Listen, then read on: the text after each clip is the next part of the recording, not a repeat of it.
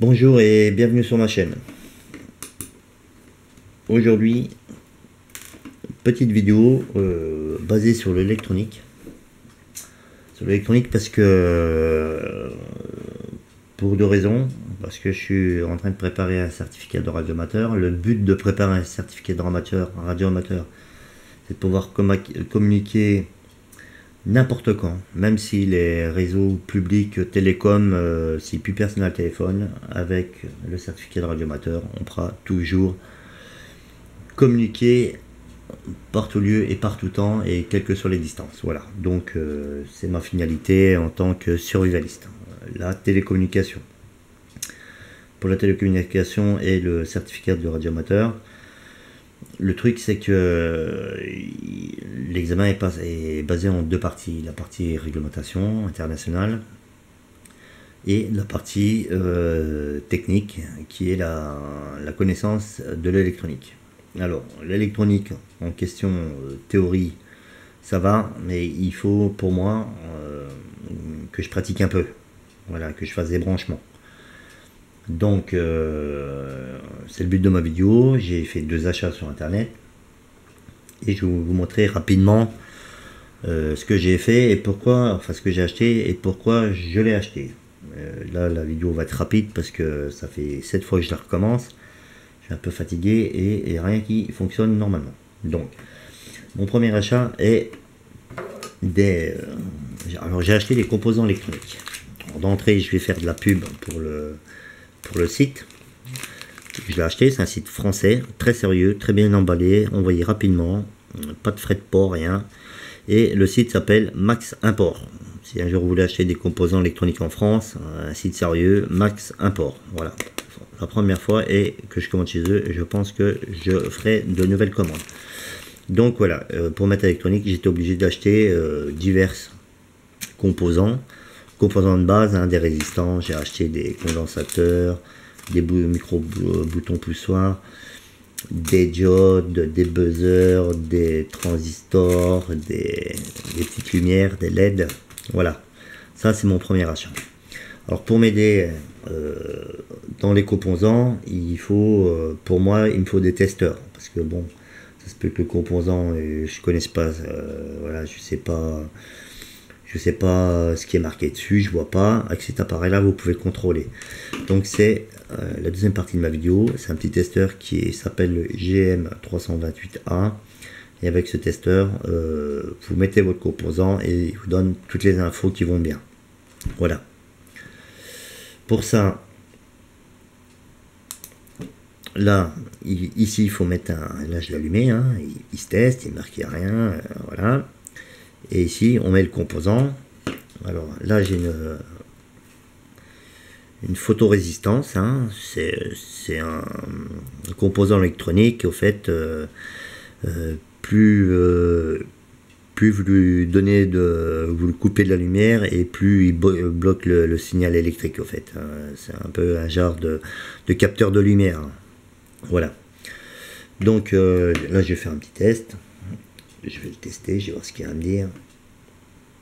On le met dedans comme ça, vous voyez, et il me dit tester. Donc je le rallume, il teste. Putain, et je l'ai fait avant.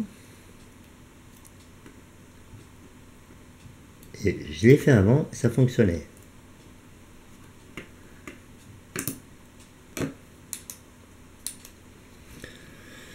Donc voilà, il me dit que c'est une photorésistance et il me dit les ports 2 et 3, hein. Normalement ils sont dans les ports 2 et 3 branchés. La résistance est de 18, alors la résistance est de 55 kΩ, 55 000 ohms, et là voilà, R18. Bon, là je découvre. Donc voilà, c'est une petite vidéo rapide, hein, parce que là ça fait 7 fois que je les recommence et je commence un peu fatigué, donc je vais la faire rapidement et tout le monde n'est pas l'électrique. Dans l'avenir, je ferai des vidéos. Je vais essayer de faire, dès que je peux, des vidéos en extérieur. Ça changera un peu de... Voilà, peut-être donner des trucs en dehors, en forêt, voilà, quelques conseils. Et sur le survivalisme et un peu sur la survie. Hein. Le survivalisme, pour moi, ça représente beaucoup de choses. Hein.